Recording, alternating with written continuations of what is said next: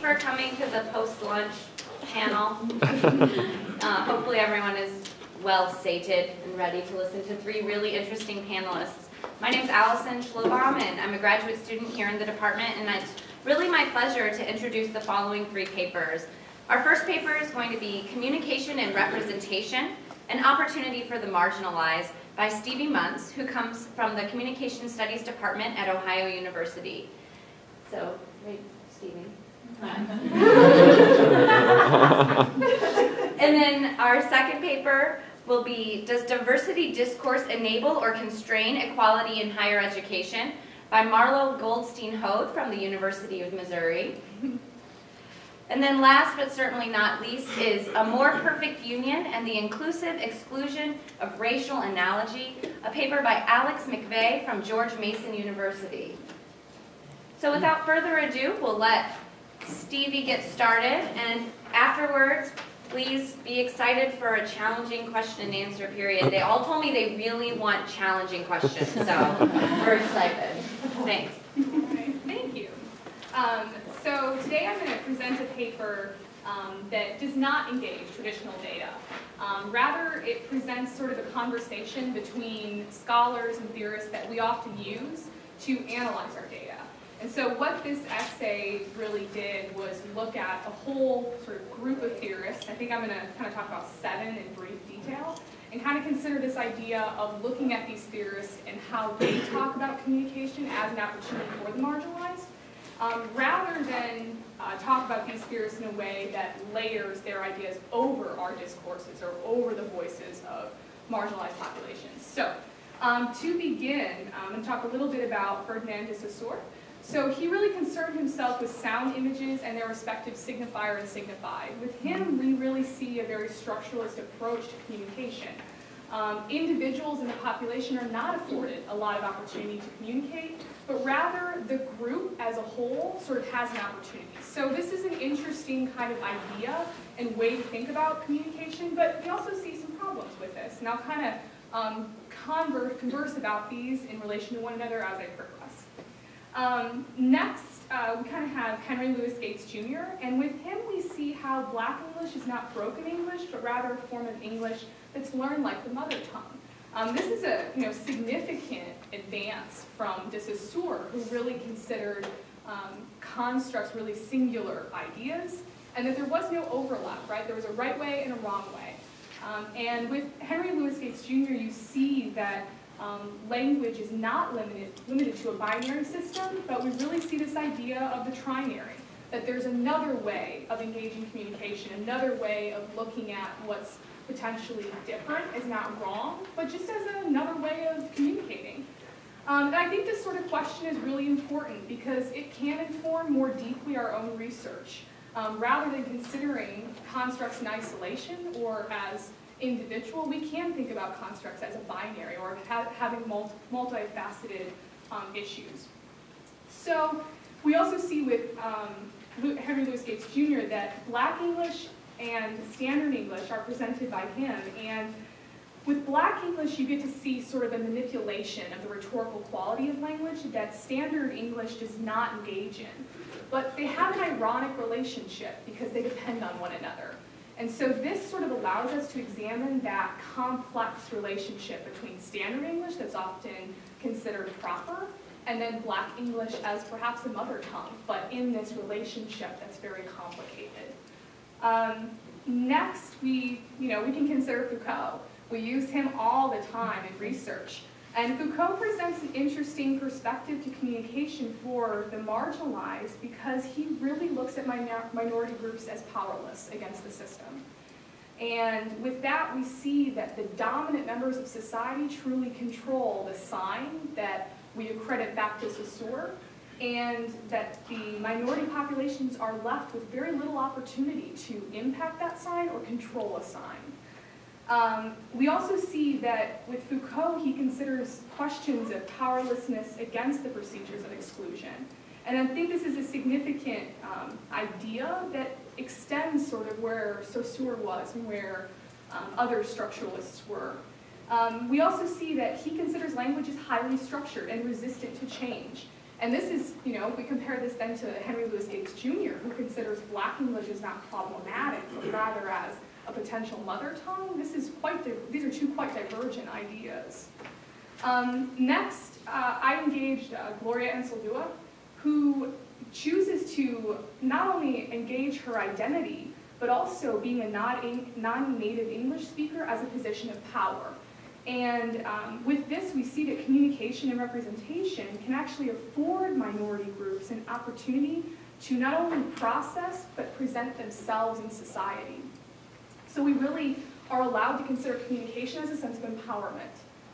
By challenging the communicative hierarchies of representation, Ansaldúa provides the rational humanity needed for the other or another in society. She also views whites of society as exploiting their own privileged classes to borrow, copy, and steal from minority groups. And I think an important idea that she engages us in is this idea that we can exchange our ideas and exchange our cultures and our values, but we should do it in a respectful and peaceful way. It shouldn't be that we're stealing the ideas for our own, but rather using them not as an advancement for our own purposes, but to present them kind of as an extension of our culture, right? And as a way of looking at culture, I think, in a different manner. She also is a scholar who shifts away from the ideal of dualism. We saw this with Henry Louis Gates Jr., who engaged this idea, but she also engages the problems of a binary approach. A binary approach to communication doesn't allow a third population to speak, right? We collapse the categories together and we're left with a right way and a wrong way. Perhaps most compelling, I think, about her stance is her resistance to conforming to the majority in society and her view that being a native speaker of a different language isn't disempowerment, it actually can be empowering. And next, if that's not enough theorists for you, I engaged Edward Said, and a lot of us are familiar with Said, and we enjoy his work, and so on. So he engages the ideas of marginalization in members of the Middle Eastern region of the world. And he also is concerned with this idea of a binary approach to communication and how this could be problematic. He suggests that with the third perspective, people can actually begin to stop judging cultures as novel or as completely unknown, but rather as a culture all unto themselves. And he also eliminates this idea of cultures as being dominated and dominant. Why can't cultures just be culture? So this is a pretty, I think, advanced idea that we can consider when we are engaged in questions of equality and inequality and marginalization and populations being at the fringes of society. Next, I also considered Minha, who takes a very critical position against a post-positivist view of reality, or a very binary, singular view of reality. She sees problems with this binary perspective as actually making cultures as fixed or as being concrete, right? And that's problematic because then we fix culture in a certain context or in a certain time, and we don't allow then the culture to change. So again, we see with Minha that the trinary perspective, so this perspective that's sort of a reoccurring theme throughout a number of these theorists, as really a way to avoid that binary social world that is problematic, that eliminates voices and collapses voices together. She also, most famously engages in the problem of documentary films. Documentary films are problematic because they're strangely manipulative and they present more of a fiction than of a reality. And this allows us to consider an idea of really how we can appropriately represent populations. And I think this is an important consideration for all of our research. When we engage these populations, are we sort of destabilizing them? Are we stabilizing them? What voice are we affording power to? What voices are we not affording power to? And sort of what are the consequences, right, of that? She also considers this idea of a single authority. With a single authority, a documentary perspective, you see one view, right? So that really presents a singular view of reality. And it also presents a problem with the signifier. With that, we see that the signifier actually is decentralized, And that means that the populations are not representing themselves anymore, they're being represented. So when we really consider communication as political, and when we realize the power that the majority population in society has over communication, this isn't a really profound idea, but majority populations can truly control what the minority can say and what the minority is able to say. But if we realize how many theories see the power a minority group can have by taking ownership of their own communication, it gives us hope that minority populations don't have to be represented by the majority. They can speak for themselves. And I think we've seen a number of theorists that engage in these ideas that we don't have to think about a binary perspective. We can consider a trinary, and we can consider minority voices as being a voice all unto themselves. So communication can truly, in my opinion, serve as a way to challenge the binary view of representation. So I'm personally drawn to highlight how communication can serve as a means of representation, and how it can serve to highlight the multiplicity of cultures, and we can move away, as Saeed would put it, as looking at cultures as simply an it. So luckily, all of us sitting in this room, we're engaged in this idea of equality and how we can talk about this. So through communication, we see cultures small and large as able to represent themselves and enter in the majority population's communication.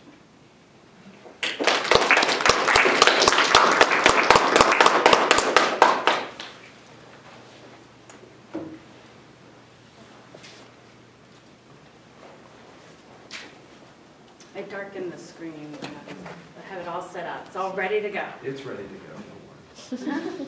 Oh. Here we are.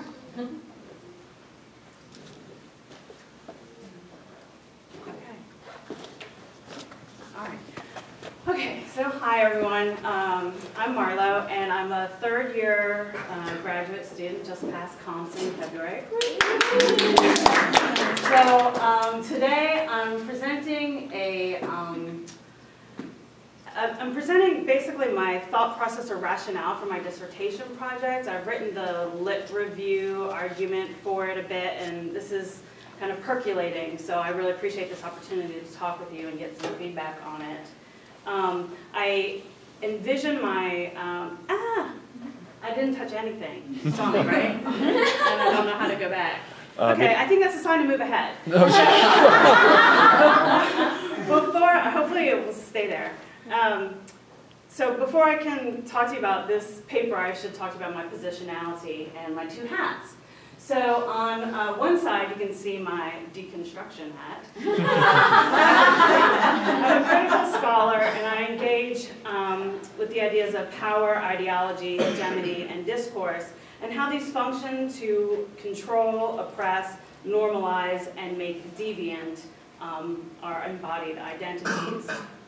And so I study things like sexual harassment policy, racial incidents on campus. I'm really focused on how organizations respond to these sort of like dark side of communication, of organizational communication issues.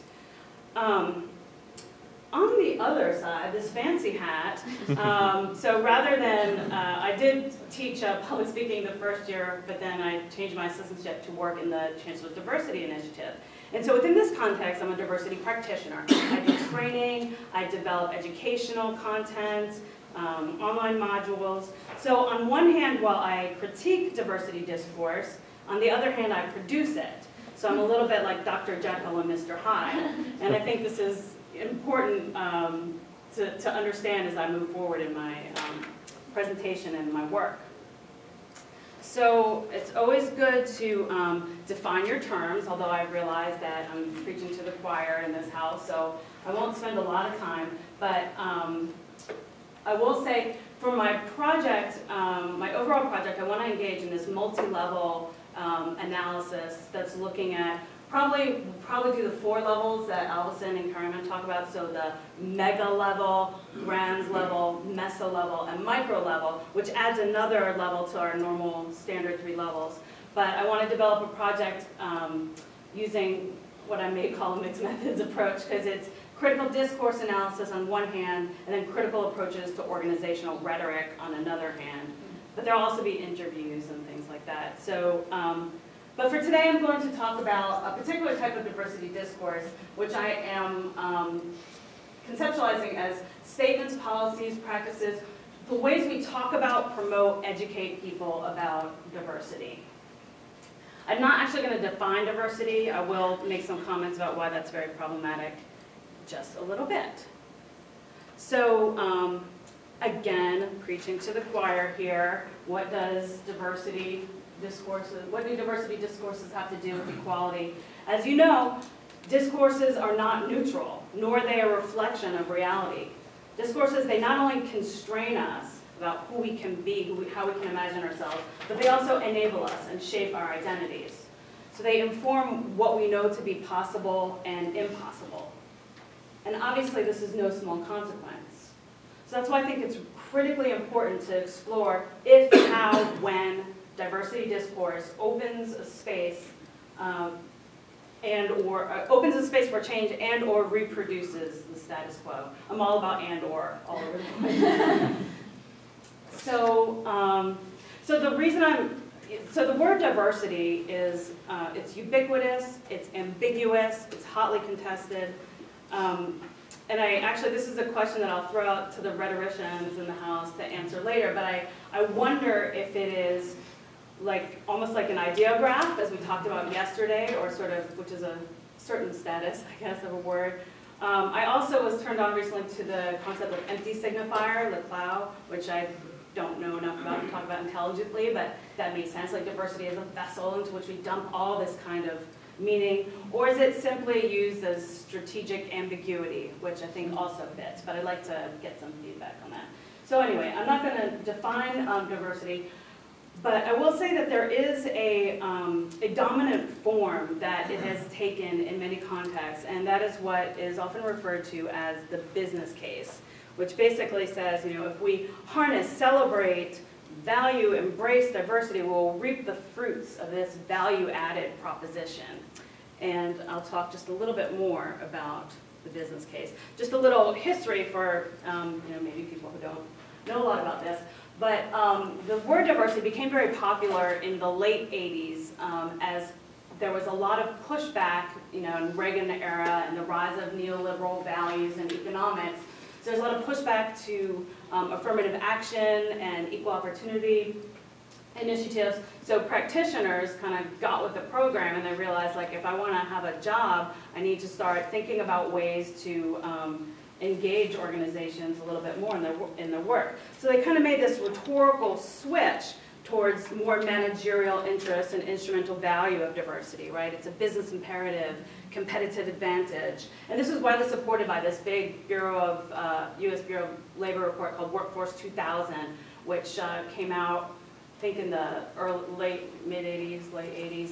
And, basically it was like, they're coming, so business as usual isn't gonna, float anymore. So people really kind of bought into the, yeah, we need to know diversity stuff, help us.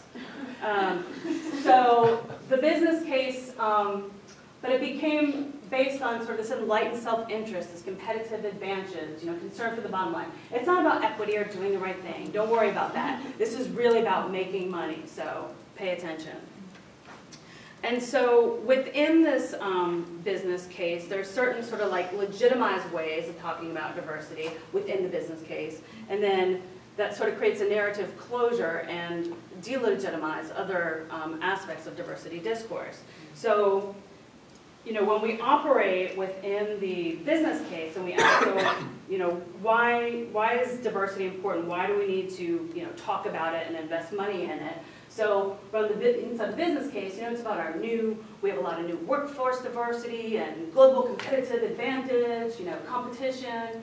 But what we don't talk about, particularly when we're trying to sell our ideas, when I say we and I'm talking about practitioners, people who practice this, we're not talking about injustice, workforce segregation, glass ceiling, unequal opportunities and treatment. When we talk about, within the business case, about how to engage in diversity and diversity discourse, the tendency is toward very simplified concepts, like these are the boxes, okay, like just tell me what I need to know about the people in these boxes so I can like have best practices and move on.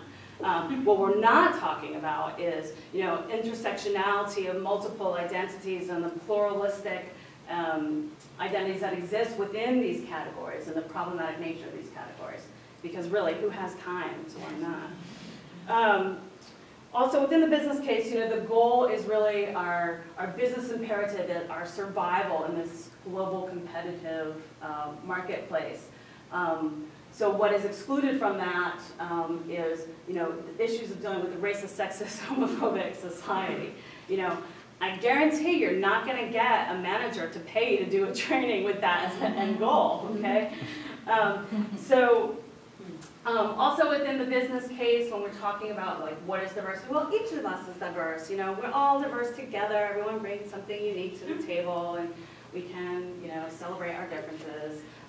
But it ignores these actual like sociocultural, historic power relationships that exist amongst groups in society and within the organization. And then, so finally, in this diversity, the business case, your focus of your interventions, by interventions I mean trainings, policy, etc., is going to be looking, you know, at the individual level. The language is around inclusivity, making everyone, you know, come to the table. Whereas without, you know, outside the business case, you know, we're talking about looking at the organizational structures that reproduce inequalities within organizations.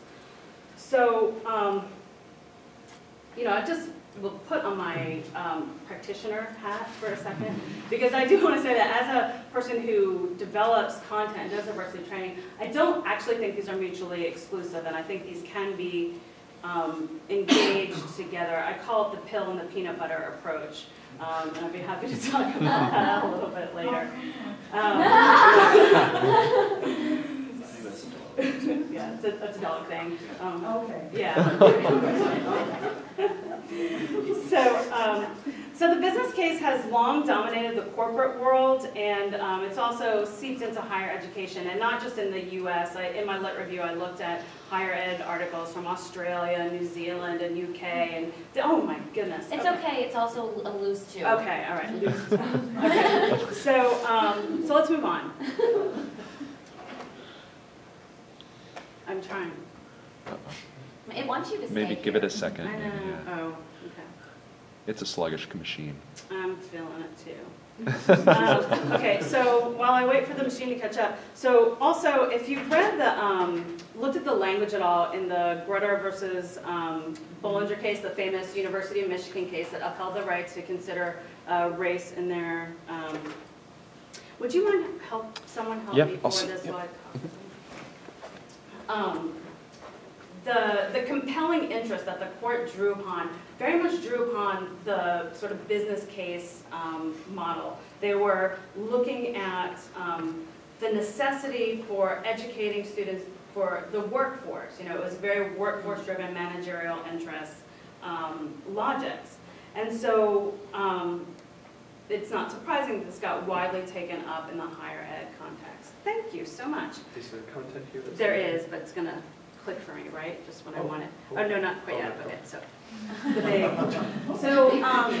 So the rest of the content that I'm going to look at, one of the bodies of text that I'm looking at are diversity statements found on universities' websites. And these are pretty ubiquitous. And, you know, in all fairness, I thought it would be good for me to start my own university, right? And so I'll just read this real quick. I believe it is the duty of the University of Missouri to provide a more inclusive research and learning environment in order to facilitate the success of all of our students, faculty, staff, and statewide community in a diverse and competitive global society. Indeed, preparing our students to graduate with the skills they need to thrive as global citizens is a necessary function for the faculty and staff in the 21st century and underscores the importance of building an institution that promotes inclusive excellence and is welcoming to all. Okay? The business case is very alluring. Like, who doesn't want that, right? That sounds lovely. But, you know, if you think about what is not said, there's no mention of inequality, there's no mention of discrimination, there's no acknowledgement of the sociocultural historic context in which, you know, our university is existing. Are these social issues also not part of our duty, right? And we're not alone in this. I then branched out, Iowa State. I won't go into them now because of the time constraints, but the language of the business case is found throughout. If I had time, I was going to give you this little outlier, which surprised me. This was from the University of New Hampshire, which is a land-grant state institution. And if you'll look just even at the very last line, we expect nothing less than an accessible multicultural community in which civility and respect are fostered and discrimination and harassment are not tolerated. I literally did not see language like that almost anywhere, okay? But then there was more problems with that.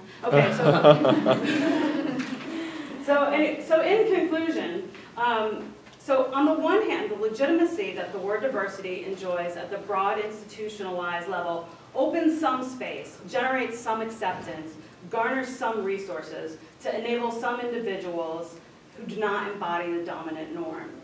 On the other hand, diversity as an instrumental value is being harnessed, valued, embraced at the service of managerial interests of production, competition, and individual success. So while individuals may gain access and achieve success, the overall system of inequality is perpetuated. And I just thought I'd leave you with that total Debbie Downer quote from a fabulous article called Inequality Regimes, which is really informative. Sorry to go over. Thank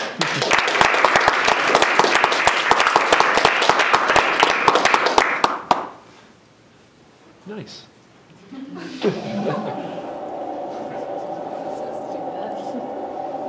It's the automated system. It reigns supreme. I'll let that sound. Well, while it's doing that, I'm Alex. I teach at George Mason right now, getting ready to start my PhD here at Chapel Hill in the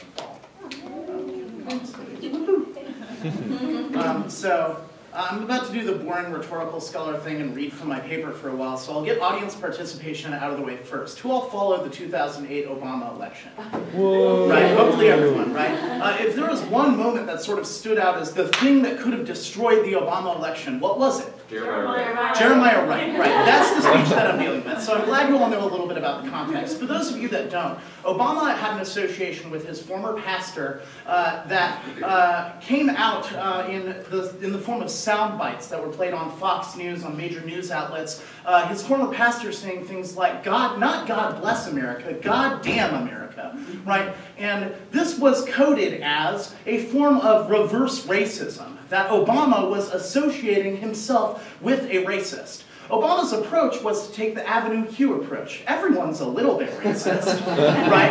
And so what he did was he attempted, I'm glad y'all like that, good. You got that joke. So what he attempted to do was he attempted to theorize forms of racism as analogous, to try to make intelligible rights racism to a broader white community and say, come on, you have to recognize that this is like racism in your own community. I argue that this form of analogy is problematic, and I use this argument about analogy to depart from almost the entirety of current critical scholarship on the More Perfect Union speech. And one other thing that's sort of audience participation I wanted to point you all to is this little symbol right here on all of your name tags and in the conference, the almost equals 2.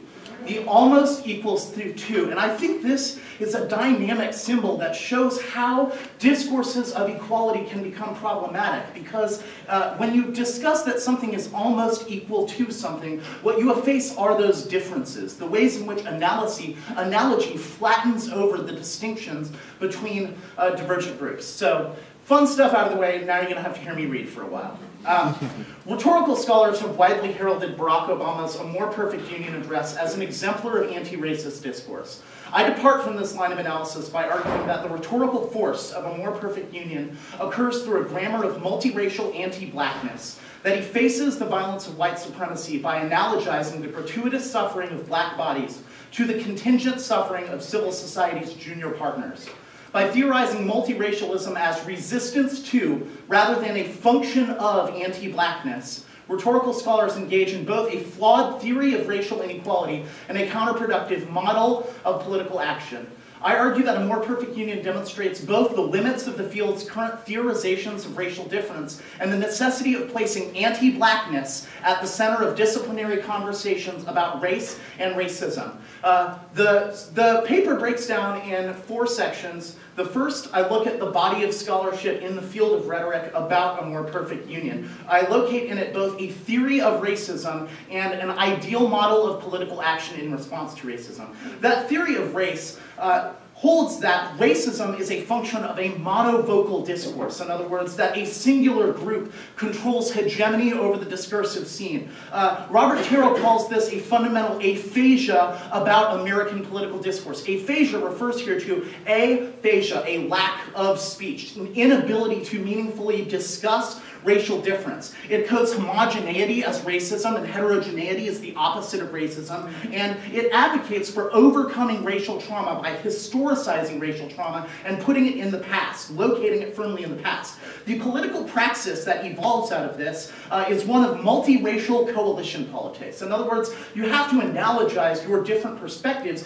in order to get groups together, to come to the center, to kind of form in a multiracial coalition that works towards progressive economic reforms, looking at your shared economic interests. And what these coalitions do is attempt to change the shared nature of hegemonic interests within civil society, to re-coordinate who has the power in civil society. In the second section, I argue for a conceptual shift away from this theory of racism, from generic theories of racism, towards the particularity of anti-blackness. And to do this, I build on the work of Afro-pessimistic scholars Jared Sexton and Frank Wilderson, who are working in the field of black cultural studies. I argue that rather than challenging white supremacy, multiracialism's theory of race sustains its foundations by perpetuating a generalized fear of blackness and effacing the structural and trans-historical linkages between anti-black violence and US civil society. Theorizing racism as homogeneity or monovocality necessitates an understanding of black power as reverse racism, undermining the historical and rhetorical foundations of anti-racist struggle in the United States. Also, I argue that rather than a mere aphasia or silence on the issue of race, US culture suffers from a form of racial dyslexia, in which black suffering comes to stand in, through analogy, for other forms of oppression. By crafting a political coalition based around this flawed analogy, the model of progressive multiracial coalition politics that emanates from this theory incorrectly identifies the shared struggle for economic hegemony as a means for redressing anti-black violence. By focusing on the redistribution of economic prosperity within civil society, these progressive coalitions only reify civil society's libidinal economy of possessive enjoyment, in which black skin is made into a fungible commodity. In order for black suffering to be made outwardly politically intelligible for the broader coalition, it must be treated as analogous to the contingent forms of repression experienced by civil society's junior partners, immigrants, non-black racial minorities, the middle class, etc. This model of coalition politics is flawed because it reproduces a profoundly conservative attachment to the racial status quo under the guise of an optimistic appropriation of the rhetorical legacy of the civil rights movement. And in the third section, I turn to an analysis of the speech itself, showing how the ruse of analogy functions as a form of inclusive exclusion, borrowing a term from Georges Agamben, including right as an individual in Obama's narrative of America's democratic journey, while simultaneously excluding right's racially motivated anger from the scene of proper democratic discourse. And then in the conclusion, I talk a little bit about the theoretical import of this, both how it shows that we need public address studies to do the work of looking at analogy. How does analogy play out? And that helps black studies. But also, black studies and Afro-pessimism has an important readjustment that is necessary for rhetorical scholars to understand the historical specificity of anti-black racism in the United States. Not just generic theories of racism, but anti-black racism in the United States as the foundational and paradigmatic function of racism in the United States. So this first section, there's a whole bunch of rhetorical scholars that sort of join in this chorus of praise for Obama's speech. David A. Frank goes so far as to call the speech a rhetorical masterpiece that advances the cause of racial dialogue and rapprochement. I could read quote after quote after quote from rhetorical scholars that theorize this, and I've sort of already talked about the theory of multiracialism as a redress to racial violence that upholds this. I'm going to skip that because I want to bring in the part from Black Studies, where the theoretical argument from Black Studies comes in. And so I'm going to read from the section in which I discuss the work of Sexton and Wilderson. I draw on the work of Black Studies scholars Jared Sexton and Frank Wilderson to argue that generalized theories of race ignore the specificity of anti-Black racism in the United States. This erasure of the specificity of anti-Black violence and the radical positionality of Black suffering occurs both at the level of racial theory and at the level of political action. By theorizing racial domination as a matter of monivocality and homogenization, the multiracial theory of racial liberation establishes new rhetorical foundation for the exclusion and marginalization of Black power movements and discourse that aims at substantially transforming the political structures of white supremacy. The problem of racial violence in America is no longer an issue of homogenizing whiteness that excludes diversity and differentiation from the scene of American democracy. The political and economic structures of white supremacy in the United States are not only profoundly resilient to multiracial critique, they have also co-opted multiracial critique as a grounds for censuring political conversations about white supremacy. To see multiracialism as a response to white supremacy, therefore, entirely misses the point because, as Frank B. Wilderson argues, the white is the personification of diversity, of life itself. For Wilderson, Blackness is not an identity position, but rather an ontological positionality that was established in the Middle Passage as Africans went into the ships and came out as Blacks. The right of white property owners was established, most importantly, in their ability to partake in the commerce of Black skin. The slippage contained in the phrase life, liberty, and the pursuit of property/happiness give rise to the ethical foundation of the liberal concept of the human subject by outlining the contours of both a physical economy of slavery and a libidinal economy of enjoyment at the gratuitous violence enacted against Black bodies. Wilderson is much better on this than I could ever be. Through chattel slavery, the world gave birth and coherence to both the joys of domesticity and to its struggle of political discontent. And with these joys and struggles, the human was born, but not before it murdered the Black by forming a symbiosis between the political ontology of humanity and the social death of Blacks. Now I know this is an essentializing position, but for Wilderson it is the utmost of strategic essentialisms.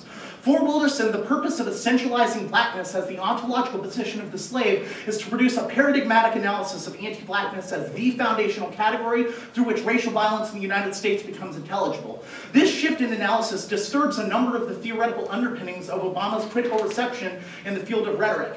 First, the slave's unique grammar of suffering renders the ruse of analogy unintelligible and unethical by questioning the value of the strategy of hegemonic struggle within civil society. Second, the ruse of analogy allows multiracialism to code the exclusion of Black voices and the censuring of Black power leaders like Jeremiah Wright as a form of anti-racist discourse. Finally, the ethos generated by the slave's grammar of suffering is one of Afro-pessimism that refuses the move of these scholars to locate slavery in the past, calling into question the narrative of an American society that's moving out of the legacy of racial segregation into the telos of multiracial diversity. And I sort of elaborate on each of these, both about how, one of my arguments is that economic, and I guess this is probably all I'm really going to have time to get at here. What do you have, Yams? You're at 11 minutes and 21 seconds. So one of the big arguments that Wilderson comes up with, and this is in Wilderson's critique of Gramscian applications of Marx, is that the idea that Black violence, it can just be grafted on to these coalitional struggles for economic progress within civil society ignores that the Black is the substance out of which the economy is constructed. And also that the mechanisms of anti-Black racism are not merely economic, but also exist at the mere visibility of Black skin. Wilderson argues that unlike the exploitation of the white and lower middle class, violence against the Black body is gratuitous, ontological, and trans-historical rather than temporally limited, precarious, and contingent. It is enacted at the level of exchangeability rather than a differential access to the rights and means of exchange. The visibility of black skin is automatically deputized in the face of white civil society and its protective mechanisms of police security, a fact made clear by the expansion of the penal system, the increasing militarization of black social space in the war on drugs, and the rampant impunity of police violence against black bodies placed on spectacular display with the Trayvon Martin killings in the Dorner Manifesto. As cultural historian Maurice Berger notes, whiteness continues to afford white Americans, the rich, the middle class, and even to an extent the poor, an almost constant dividend. Stop and frisk police practices, white purse clenching on elevators, and the phenomenon of driving while black is testimony to the violence enacted at the mere visibility of black skin. Despite both the presence of some shared economic interests between lower and middle class populations of different races and the existence of a newly visible black middle and upper class, non-black skin still affords a societal advantage to white populations that is without analog. So this is the theoretical foundation, and I'd be happy to send my paper to anyone who wants to read it, but the work that I do then in the paper is to track the ways that in the speech, Obama attempts to say, okay, right, your grievances that you talk about, they are valid, they come from a good place, but they're just like the grievances that white populations have. White populations are also angry at a history that was out of their control. White populations are also angry at the fact that they're experiencing inequality in the face of an economic crisis. White populations are also angry at the perceived racism of black communities who enjoy things like affirmative action benefits. My argument is that all of this goes, and this is an argument that Jared Sexton picks up, all of this picks up the idea of an anti-racist critique and uses it to censure a racial movement. Because Black Power theorizes race from a perspective of homogeneity, that there are uniquely black struggles, that a uniquely black perspective is key to understanding the historical specificity of racism in the United States, that it is therefore itself also racist.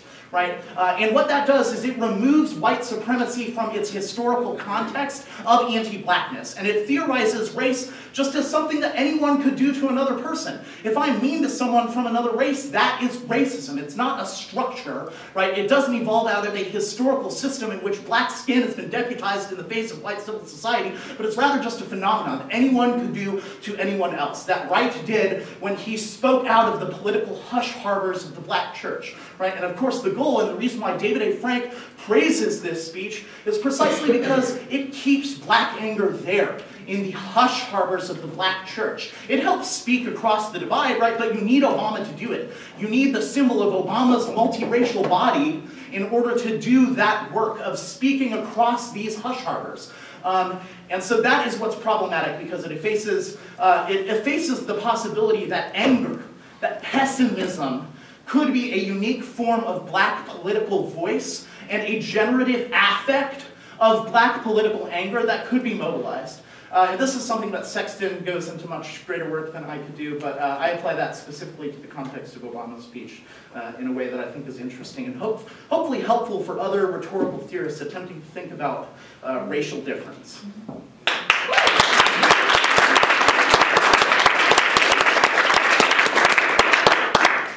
So we're going to open it up for questions, but I'm going to use my privileged role as moderator to ask one first. So sorry, everybody else.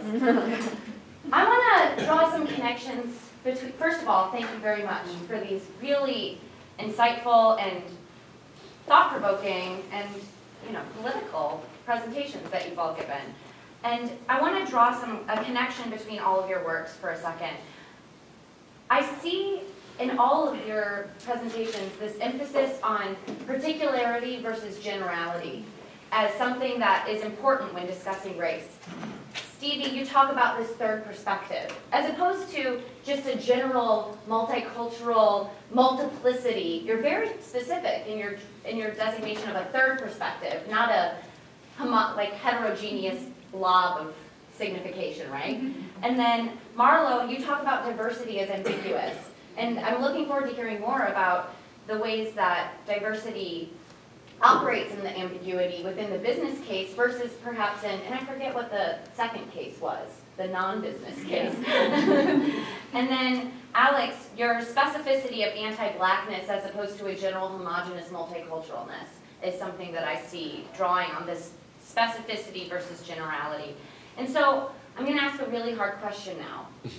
So take your time to think about it, and anyone who has an answer, you're welcome. If not, we'll open it up to more questions. But do you see any spaces in contemporary American society where the specificity of race is operating in a way that might be liberating, as opposed to a general productivity? A conversation about race is generally ambiguous. Does that make sense? Okay, let me try it. Let me try putting it in each of your languages. So Stevie, do you see a third perspective operating outside of theory where people are actually creating this third perspective? I'm curious about documentaries made by people who live in the environment, live in the spaces where they're actually making the documentary, right? That's how I would construct it, right? The third perspective would mean that the population is speaking for itself. It's not being spoken for, and it's not being combined with other populations. So, I think that's, if we consider the works by scholars that we research and scholars that we use for our own research, there are only truly a handful that do that type of work. And so Marlo, it's limited. So connecting that with Marlo, your work, do you see any spaces, you said the University of New Hampshire had this very unique diversity statement. Are there any spaces that refer to anti-blackness specifically? Or do you see any spaces where specificity operates? And then Alex, and outside of the works of these Black cultural theorists, do you see specificity operating on a political level in any rhetoric? So I'd love to hear, Stevie, you already started speaking, and I'll let you continue maybe, but I'm curious if any of you have seen those. I'm not actually sure what you mean by specificity. So like this is the labeling sort of, and giving like a essential sort of category. Is that what you mean? I guess I'm pulling on your designation of diversity as a strategically ambiguous statement. Have you seen any moments where it actually operates with a specific definition, or alternative words that might operate with specificity? Okay, so the trend is, what I talk about in my paper is either all-inclusive or exclusive, okay? And I think actually both of these framings can be both problematic and both constraining and enabling. So the all-inclusive model is like, we're all diverse, and it's sort of that idea of like the equality of oppressions, plus everything else. And so that's nice because we all get to sort of like connect and feel personal with the diversity discourse, but then it ignores the specific racial, socio-cultural, historic inequalities. And so when we do name those within diversity rhetoric, that's good because that sort of gives voice and highlights that, but at the same time, it others those others as different from the dominant norm. So I think this, maybe what you're calling specificity, and maybe I'm still not understanding it, but sort of like labeling specific groups while it enables recognition and conversation around specific issues, then it also serves to sort of remarginalize those groups. So, I don't know if that answered your question at all. That's absolutely, thank you. Right. I'll use this as a chance that I wanted to take anyway to give a shout out to some people doing some awesome things in the sphere of policy debate. Big congratulations to Emporia State University, who were the first two black debaters, the first two openly gay debaters to ever win the NDT, and doing so talking about black gay issues, theorizing queer theory as the centrality of their argument, that refused to sort of submit queer theory to a generalized theory of debate, and from the specificity of their identity, they constructed an argument that took them not only to the finals of the NDT, which I don't think two black debaters had ever been to the finals of the National Debate Tournament, but all the way to winning the National Debate Tournament, sort of speaks to a broader renaissance of black thought and black cultural discourse in policy debate as an activity. 8 out of 10 of the top speakers at CETA Nationals were black thinkers thinking about black issues. And so yeah, that's one place that personally resonates with me within the communication field about where the specificity of black thought is coming from. Then I also don't you were like, where outside of these black scholars, right? And I don't want to make that move because I think that these black scholars is where this theory of the specificity of anti-blackness is coming to. And for me, it signals, you know, another renaissance in, and maybe this is also my ignorance of, it is a renaissance to me because I have just picked up these works, in my studies. I've just now gotten it. But I think Jared A. Sexton, Frank B. Willerson, Sadia Hartman,